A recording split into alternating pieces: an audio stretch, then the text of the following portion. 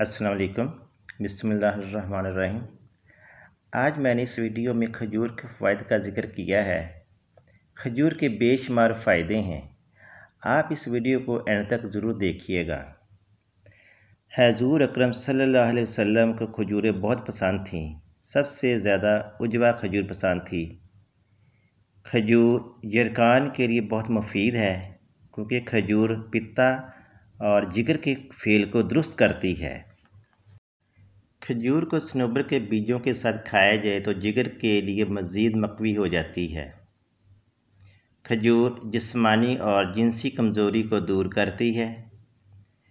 इसे खाने के बाद खाया जाए तो मैदा में बोझ की कैफियत नहीं होती। खजूर सफ़रा और तेज़ाबियत को ख़त्म करती है। ताज़ा पकी हुई खजूर का पानी पीने से इसहाल रुक जाते हैं।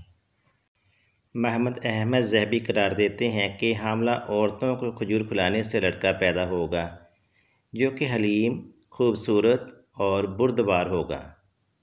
खजूर की जड़ या पत्तों की राख से मंजन करना दांतों के दर्द के लिए मुफीद है। खजूर की गुठली जलाकर दांतों पर मली जाए तो मुंह के तौफन को दूर करती है, दांतों से मैल उतारती है।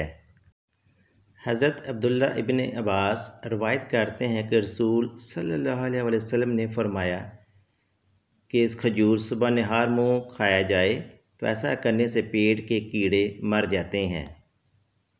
खजूरें जिस्म को मोटा करती हैं। खजूरें मुँह की खुश्की दूर करने में अक्सीर हैं। खजूर को पानी में भिगोकर इसका पानी पिया जाए तो जिगर की इस्लाह करता है। खजूर को धोकर दूध में उबाल कर देने से एक मक़वी और फौरी तौर पर तवानाई मुहैया करने वाली ग़िज़ा तैयार हो जाती है। ये ग़िज़ा बीमारियों के बाद की कमज़ोरी के लिए बहुत मुफीद है।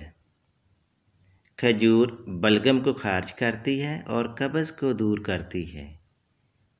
खजूर क़ुव्वत भाग को बढ़ाती है।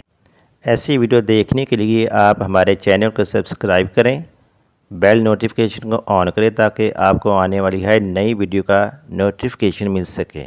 शुक्रिया।